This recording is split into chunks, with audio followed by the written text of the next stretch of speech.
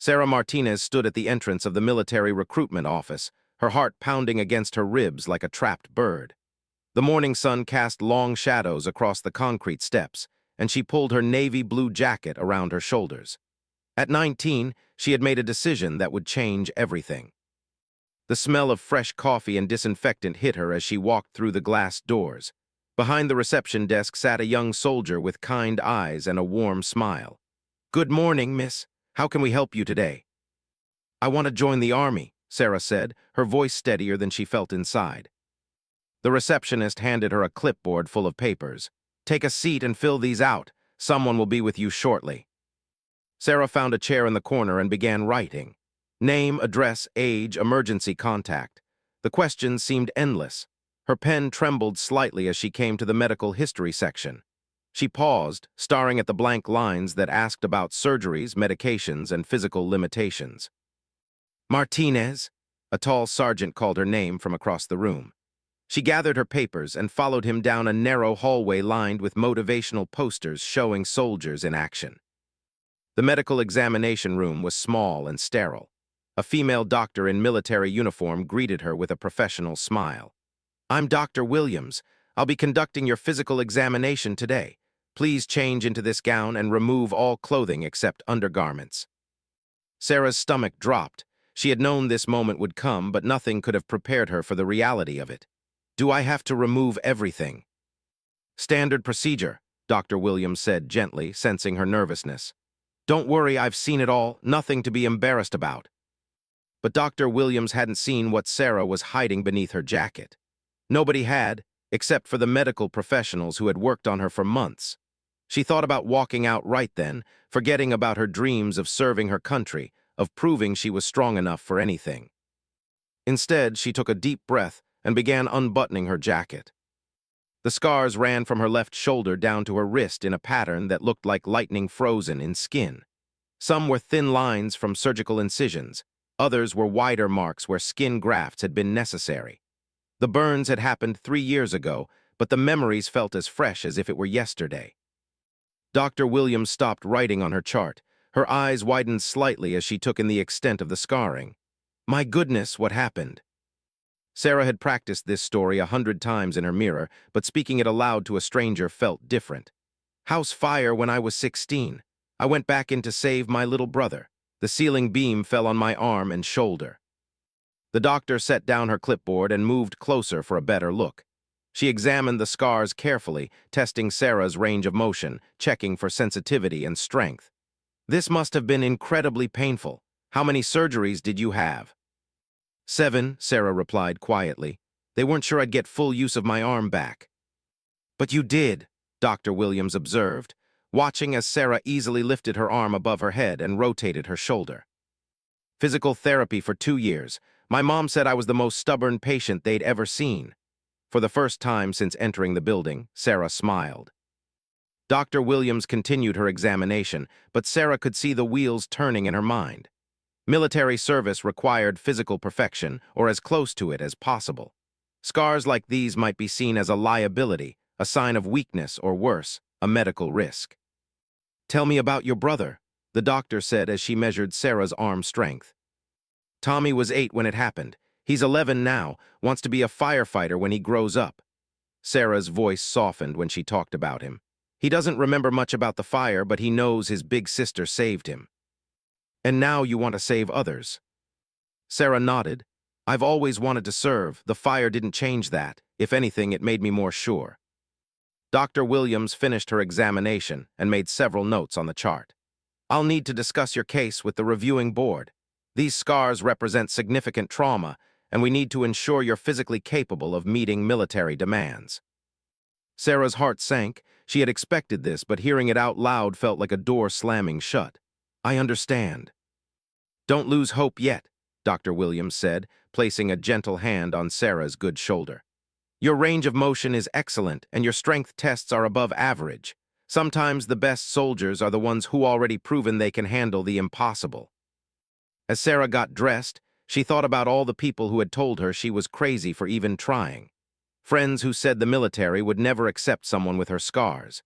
Teachers who suggested she consider other career paths. even her own father, who worried she was setting herself up for disappointment. But Sarah had learned something important 3 years ago when she ran into a burning building. Courage wasn't the absence of fear. It was doing what needed to be done despite being terrified. She walked out of the examination room with her head held high, ready for whatever came next. 2 weeks passed before Sarah received the phone call she had been dreading and hopping for in equal measure. She was working her shift at the local diner when her phone buzzed with an unknown number. "Miss Martinez, this is Sergeant from the recruitment office. Can you come in this afternoon? The review board has made their decision." Sarah's hands shook as she untied her apron.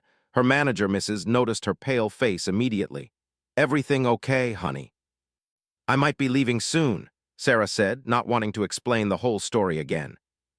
The recruitment office felt different this time. The same motivational posters hung on the walls, but now they seemed to mock her. Sarah had spent the last 2 weeks imagining this moment, preparing for rejection, trying to figure out what she would do with her life if the military said no. Sergeant led her to a different room than before. This one was larger, with a conference table where 3 officers sat waiting. Sarah recognized Dr. Williams among them. "Please sit down," said the man in the center, whose uniform displayed more ribbons and insignia than Sarah could identify. "I'm Colonel. We've reviewed your medical file and spoken with Dr. Williams about your examination." Sarah sat up straight, her hands folded in her lap to keep them from trembling. "Yes, sir." "Your scars tell quite a story," Colonel continued. "Running into a burning building at 16 to save your brother, that takes remarkable courage."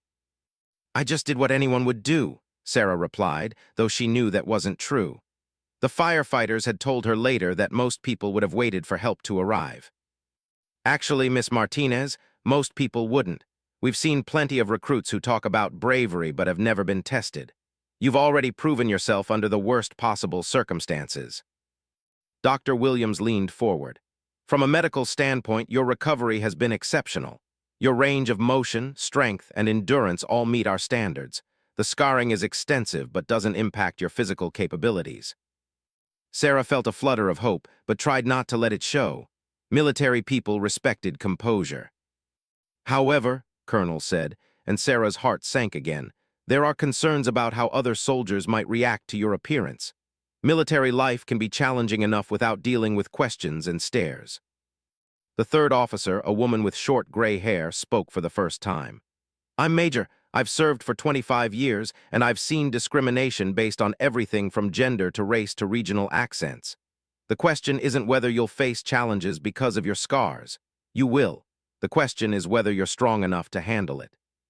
Sarah thought about the stares she already received at the grocery store, the beach, anywhere her scars might be visible. She thought about the kids who pointed and whispered, and the adults who looked away quickly when she caught them staring. "Ma'am, I've been dealing with stares and questions for 3 years. Some people see my scars and think I'm damaged. Others see them and realize I survived something terrible.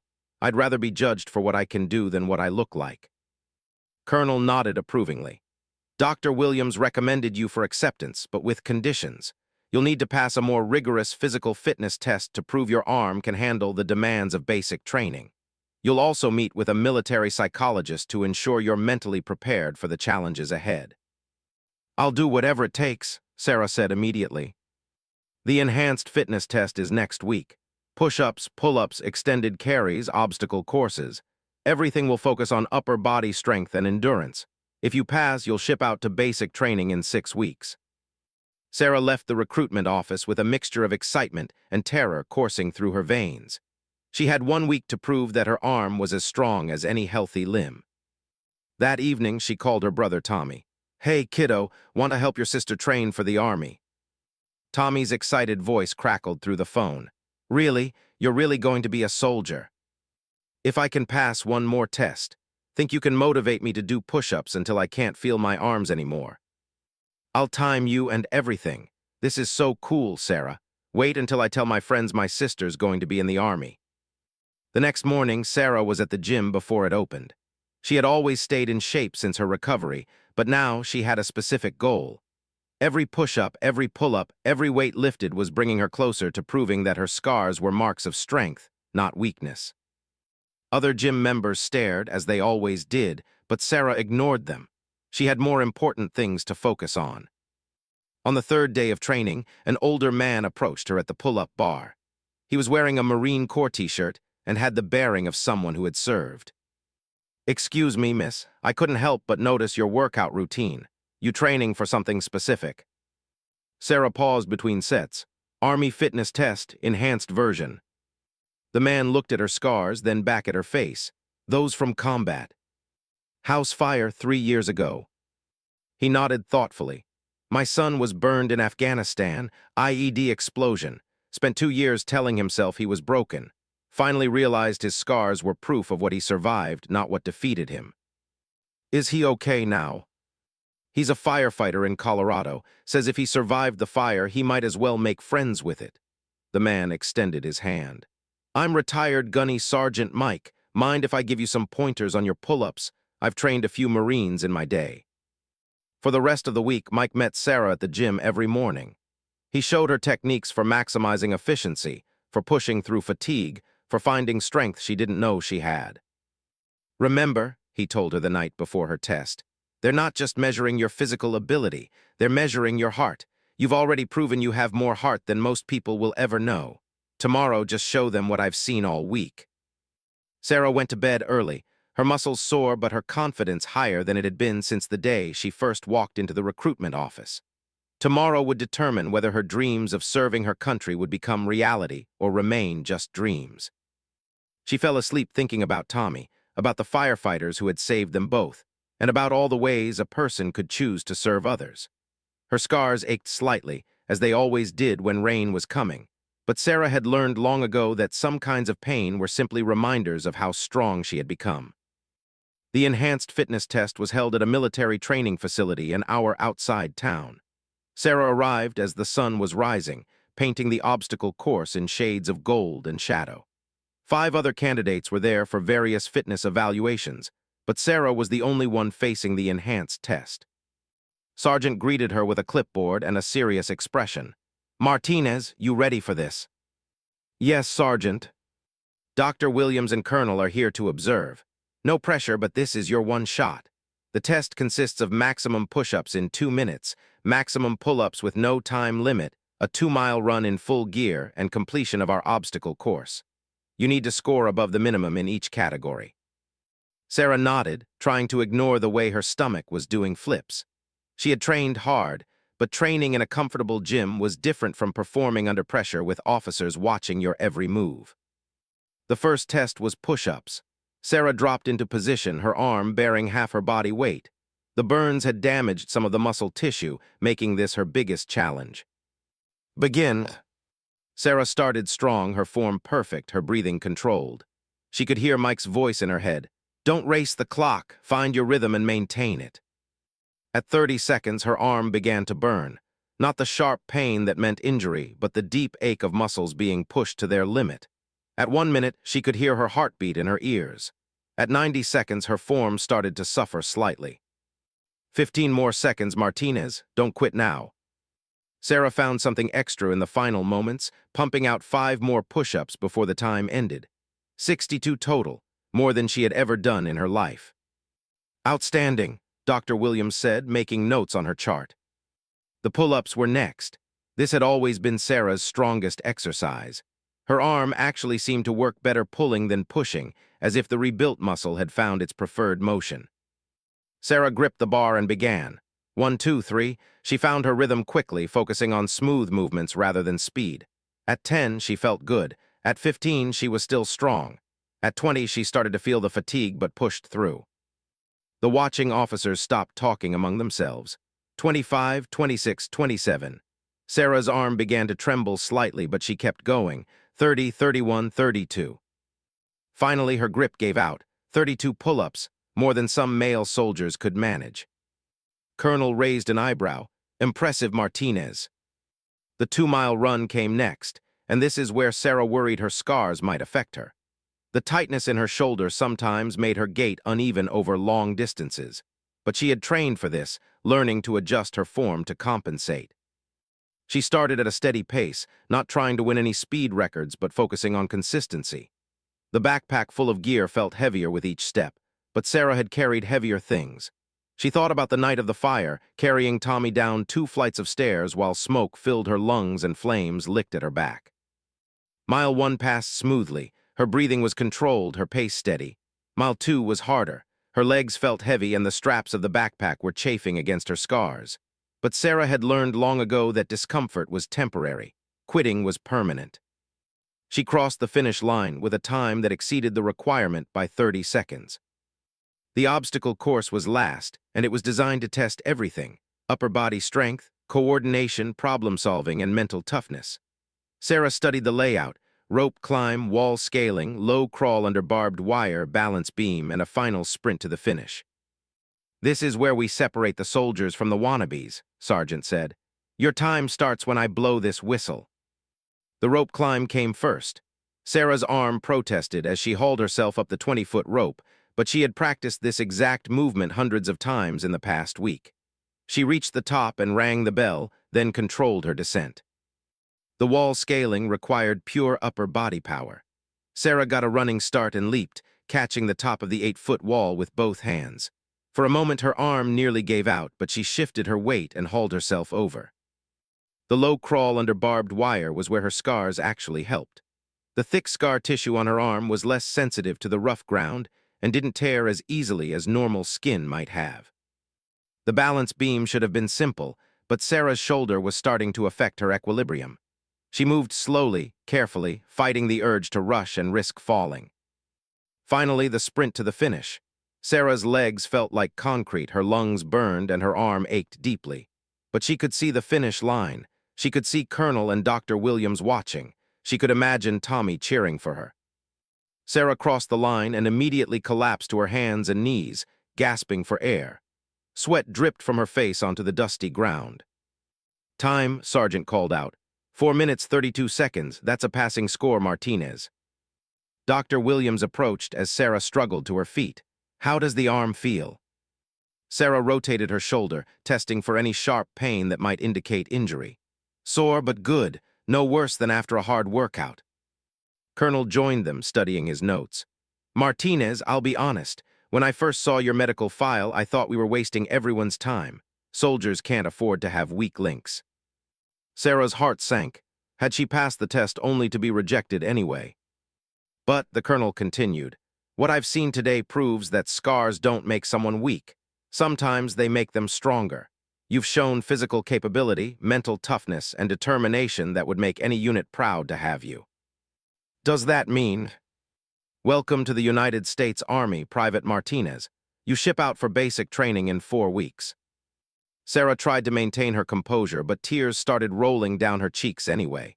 "Thank you, sir. I won't let you down." As she drove home, Sarah called Tommy first. "Hey, kiddo, your big sister is officially going to be a soldier." Tommy's excited screams were so loud she had to hold the phone away from her ear. "I knew it. I knew you could do it. Wait until Mom gets home." That night, the whole family gathered for dinner. Sarah's parents had been quietly supportive but clearly worried. Her father raised his glass of water in a toast. "To Sarah, who has always been the strongest person I know, the Army is lucky to have you." Sarah looked around the table at the people who had supported her through the darkest time of her life. Her scars had started as symbols of tragedy, but somehow they had become symbols of strength. In 4 weeks, she would begin a new chapter of proving that being different didn't mean being weak. She touched the raised skin on her shoulder, feeling the familiar texture that had become part of her identity. Soon, she would wear a uniform that would cover these scars, but she would always know they were there, reminding her of what she had survived and what she was capable of surviving in the future. Basic training at Fort Moore was everything Sarah had expected and nothing like she had imagined. The first week was a blur of shouting drill sergeants, early morning wake-ups, and more push-ups than she had thought humanly possible. What she hadn't expected was how quickly the other recruits would accept her. Her bunkmate was a girl named Jessica from Ohio who had joined to pay for college. The first night, as they changed into their issued sleepwear, Jessica caught sight of Sarah's scars. "Wow, what happened?" Jessica asked, then immediately looked embarrassed.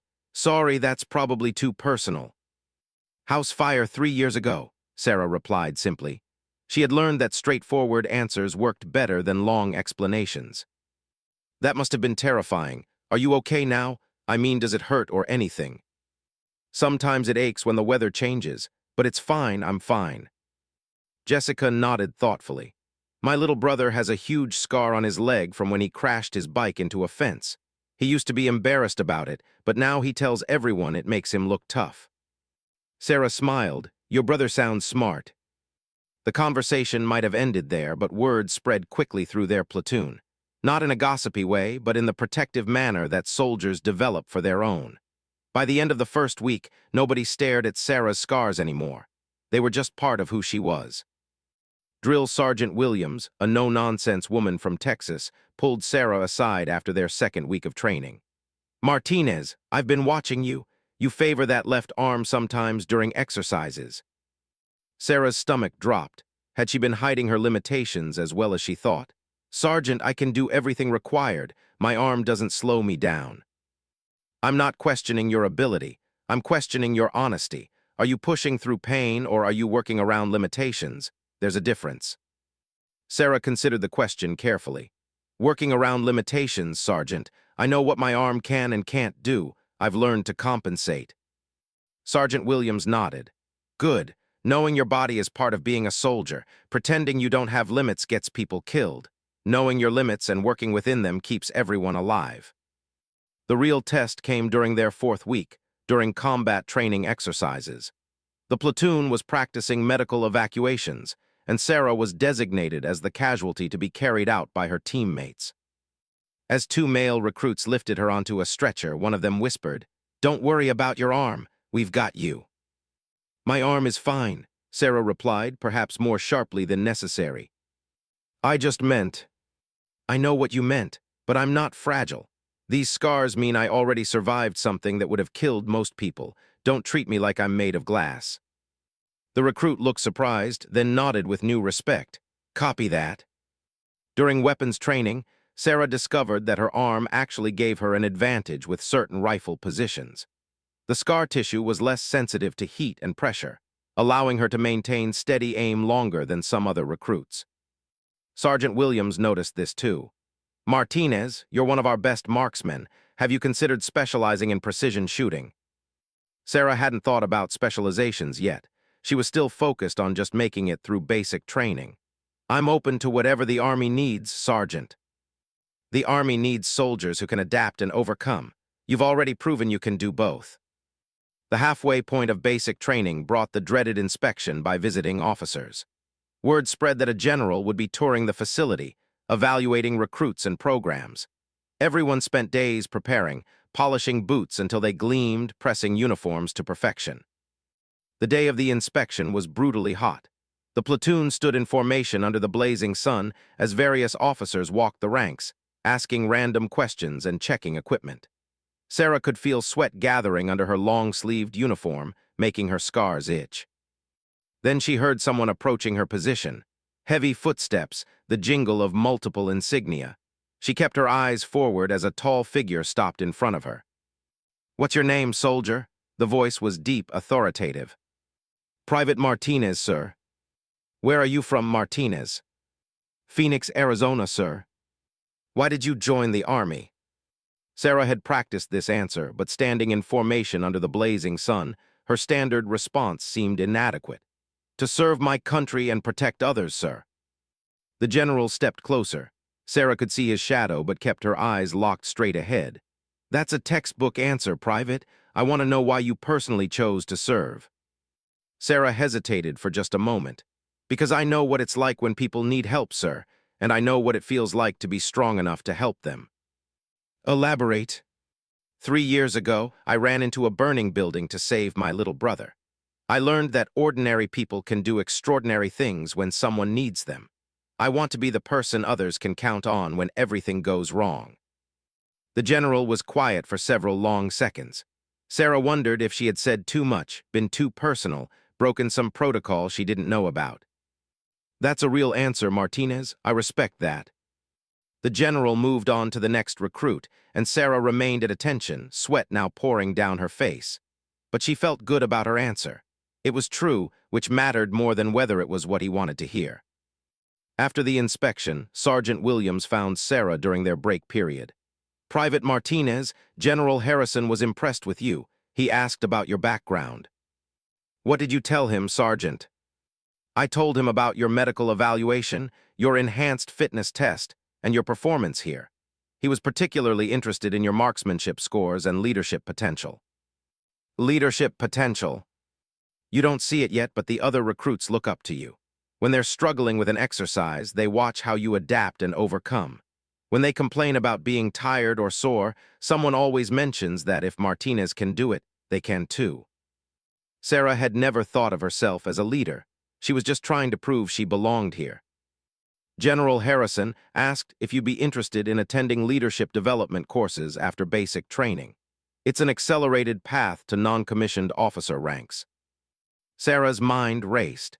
She had expected to start as a regular soldier, maybe work her way up over several years. The idea that someone like a general would see leadership potential in her was overwhelming. "What should I tell him, Sergeant?" "That's your decision, Martinez. But I'll tell you this, some people are born to follow orders. Others are born to give them wisely. You've already proven you'll risk everything to save others. That's the kind of person I'd want leading me into combat." That night, Sarah lay in her bunk staring at the ceiling. Jessica was already asleep, as were most of the other recruits.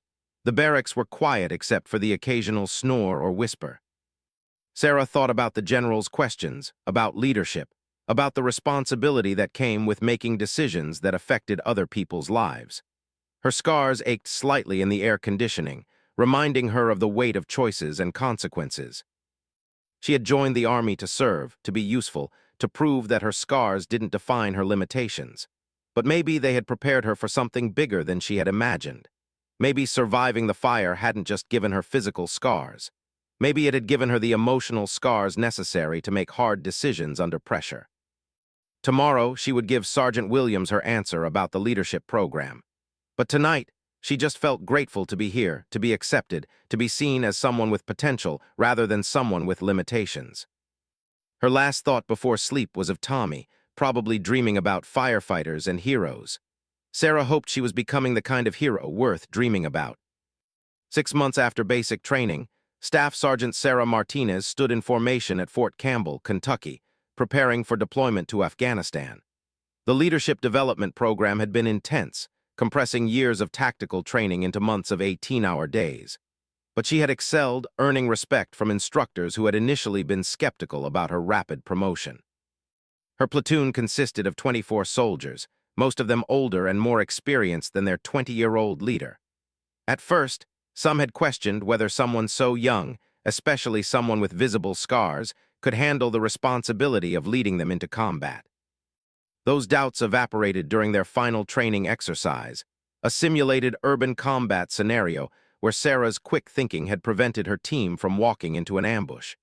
She had noticed something in the positioning of the opposing force that others missed, a tactical mistake that would have been costly in real combat. "Martinez sees things differently," Sergeant First Class had told the other squad leaders. "Maybe it's because she's already been through hell and came out the other side. She doesn't panic." The day before deployment, Sarah received an unexpected visitor. General Harrison, the same officer who had inspected her basic training platoon, requested a meeting in his office. "Staff Sergeant Martinez, please sit down." The general's office was intimidating, with flags, commendations, and photos documenting decades of service. "I wanted to speak with you before your deployment." "Yes, sir. I've been following your progress since basic training. Your instructors tell me you have exceptional situational awareness and natural leadership abilities. Your soldiers trust you, which is remarkable considering your age and rank." Sarah wasn't sure if she should thank him or simply acknowledge the statement. General Harrison continued, "I also know about the circumstances that led to your scars. What you did at 16 years old showed the kind of courage we try to instill in our soldiers. You already had it." "Thank you, sir. I'm not just making conversation, Staff Sergeant. In Afghanistan, you'll face situations where split-second decisions determine who lives and who dies. Your ability to act under extreme pressure could save lives. But I need to ask, are you prepared for the possibility that your decisions might also cost lives?" Sarah had thought about this question many times during her training. Sir, when I ran into that burning building, I knew Tommy might die if I didn't act, but I also knew he would definitely die if I did nothing. I made the choice I could live with. And if you have to make similar choices in combat, I'll make the best decision I can with the information I have, and I'll take responsibility for the consequences. That's what leaders do. General Harrison nodded approvingly. That's exactly what leaders do. I have one more question, and I want you to think carefully before you answer. How do you think your soldiers see your scars? Sarah paused, considering. Early in her military career, she had worried constantly about how others perceived her scars, but time and experience had changed her perspective. At first, I think they saw them as a sign of weakness or damage, but now I think they see them as proof that I've already been tested. They know I didn't get these scars from backing down or giving up. Exactly. In combat, soldiers want to follow someone who's already proven they can handle the worst life throws at them. Your scars aren't a liability, Staff Sergeant. They're credentials. 2 weeks later, Sarah found herself in a forward operating base in Helmand Province, Afghanistan. The landscape was harsh and unforgiving, all dust and rock under a merciless sun. Her platoon's mission was to secure a village that intelligence suggested was being used as a staging area for insurgent activities. The heat was oppressive, and Sarah could feel sweat gathering under her body armor. Her arm ached constantly in the extreme temperature, but she had learned to work through discomfort years ago. During their second week in country, Sarah's platoon was conducting a routine patrol when everything went wrong. The radio crackled with reports of an IED explosion 3 blocks away. Multiple casualties. Medical evacuation requested immediately.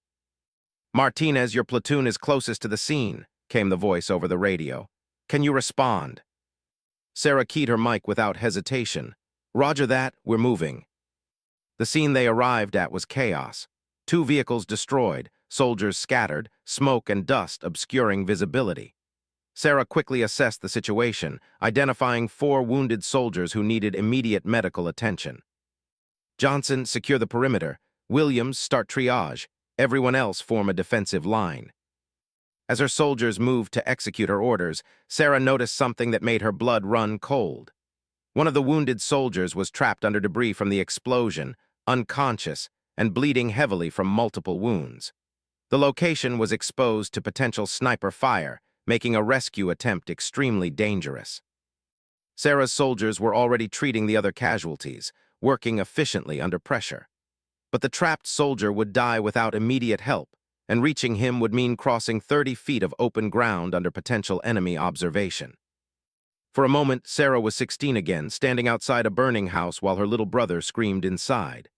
The same choice: act and risk everything, or play it safe and watch someone die. Staff Sergeant, one of her soldiers called out, we need to call in air support before we can reach that position. Air support would take 20 minutes. The soldier didn't have 20 minutes. Sarah made her decision. Cover me, I'm going in. Ma'am, that's not.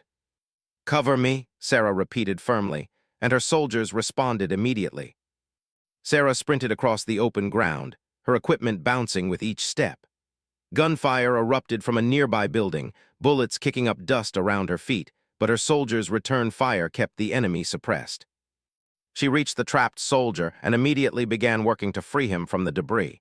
He was unconscious but breathing, though his pulse was weak and thready. Sarah could see at least 3 significant wounds that needed immediate attention. The debris was heavier than she had expected. Her arm screamed in protest as she leveraged a concrete block that had pinned the soldier's leg. For a terrifying moment, she thought her damaged muscles wouldn't be strong enough. But Sarah had learned long ago that strength wasn't just about muscle. It was about refusing to give up when giving up was easier.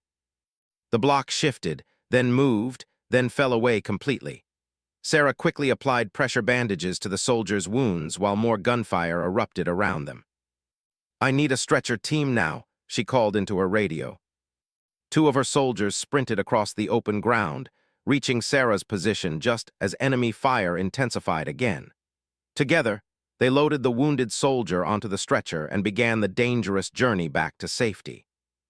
They were halfway across the open ground when Sarah felt something slam into her shoulder, spinning her around and sending her crashing to the ground. The impact was tremendous, but somehow familiar. She had felt similar force before when the burning ceiling beam had fallen on her arm 3 years earlier. Sarah looked down and saw blood spreading across her uniform, but she also realized she was still conscious, still moving. The bullet had hit her shoulder, passing through scar tissue that was already damaged and less vital than healthy muscle. "Staff Sergeant," her soldiers were shouting, but Sarah was already getting back to her feet. "Keep moving," she ordered, holding her wounded shoulder but still functioning. "Get him to the medic." They completed the rescue, and the wounded soldier survived. Sarah's own wound required stitches but no surgery. The bullet had passed through scar tissue, missing major blood vessels and nerves. Later, as the medic finished treating her wound, he shook his head in amazement. "You're lucky that bullet hit your scars instead of healthy tissue. The scar tissue actually helped stop the bleeding." That evening, General Harrison visited the forward operating base. Sarah was sitting on her bunk, her arm in a sling, writing a letter to Tommy when one of her soldiers approached. "Staff Sergeant, the general wants to see you in the command tent." Sarah found General Harrison speaking with her company commander. When she entered, both men stood. "Staff Sergeant Martinez, I understand you had an eventful day." "Yes, sir, just doing my job." "Your job saved a soldier's life at considerable risk to your own. Your company commander tells me your quick thinking and leadership prevented what could have been a much larger disaster." General Harrison approached Sarah, and she noticed he was carrying something in his hands. "Staff Sergeant, I'm here to present you with the Bronze Star Medal for heroic achievement in combat operations." Sarah stood at attention as the general pinned the medal to her uniform. But what happened next surprised everyone in the tent. General Harrison stepped back, looked at Sarah's arm visible through her torn uniform sleeve, and saluted. "Those scars represent courage, Staff Sergeant. Thank you for your service." As Sarah returned the salute, she thought about the long journey that had brought her to this moment. From a terrified teenager running into a burning building to a decorated soldier being honored by a general, her scars had been with her every step of the way. They had never been signs of weakness or damage. They were reminders of what she was capable of when others needed her most. That night, Sarah finished her letter to Tommy. "The general said my scars represent courage. I think he's right, but not in the way people might expect. They don't represent the courage to get hurt for others. They represent the courage to keep going after you've already been hurt, to choose service over safety again and again. I love you, little brother. Thanks for giving me a reason to be brave that first time. It made all the other times possible." Sarah sealed the letter and looked at her bronze star, gleaming in the lamplight. Tomorrow she would return to duty, leading soldiers who now understood that their young leader with the arm was someone they could trust with their lives. Her scars would always be with her, but Sarah had finally understood their true meaning. They weren't marks of what had been taken from her. They were proof of what she had chosen to give. Sarah Martinez stood at the entrance of the military recruitment office, her heart pounding against her ribs like a trapped bird. The morning sun cast long shadows across the concrete steps, and she pulled her navy blue jacket around her shoulders. At 19, she had made a decision that would change everything. The smell of fresh coffee and disinfectant hit her as she walked through the glass doors. Behind the reception desk sat a young soldier with kind eyes and a warm smile. "Good morning, miss. How can we help you today?" "I want to join the army," Sarah said, her voice steadier than she felt inside. The receptionist handed her a clipboard full of papers. "Take a seat and fill these out. Someone will be with you shortly." Sarah found a chair in the corner and began writing. Name, address, age, emergency contact. The questions seemed endless. Her pen trembled slightly as she came to the medical history section. She paused, staring at the blank lines that asked about surgeries, medications, and physical limitations. "Martinez," a tall sergeant called her name from across the room. She gathered her papers and followed him down a narrow hallway lined with motivational posters showing soldiers in action. The medical examination room was small and sterile. A female doctor in military uniform greeted her with a professional smile. "I'm Dr. Williams. I'll be conducting your physical examination today. Please change into this gown and remove all clothing except undergarments." Sarah's stomach dropped. She had known this moment would come, but nothing could have prepared her for the reality of it. "Do I have to remove everything?" "Standard procedure," Dr. Williams said gently, sensing her nervousness. Don't worry, I've seen it all, nothing to be embarrassed about. But Dr. Williams hadn't seen what Sarah was hiding beneath her jacket. Nobody had, except for the medical professionals who had worked on her for months. She thought about walking out right then, forgetting about her dreams of serving her country, of proving she was strong enough for anything. Instead, she took a deep breath and began unbuttoning her jacket. The scars ran from her left shoulder down to her wrist in a pattern that looked like lightning frozen in skin. Some were thin lines from surgical incisions. Others were wider marks where skin grafts had been necessary. The burns had happened 3 years ago, but the memories felt as fresh as if it were yesterday. Dr. Williams stopped writing on her chart. Her eyes widened slightly as she took in the extent of the scarring. My goodness, what happened? Sarah had practiced this story 100 times in her mirror, but speaking it aloud to a stranger felt different. House fire when I was 16. I went back in to save my little brother.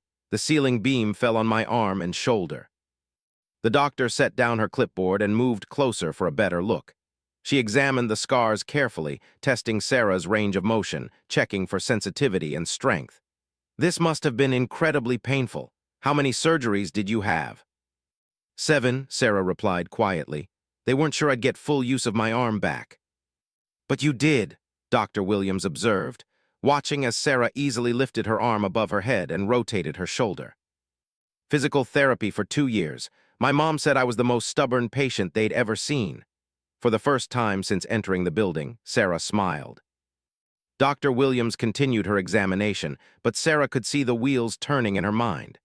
Military service required physical perfection, or as close to it as possible.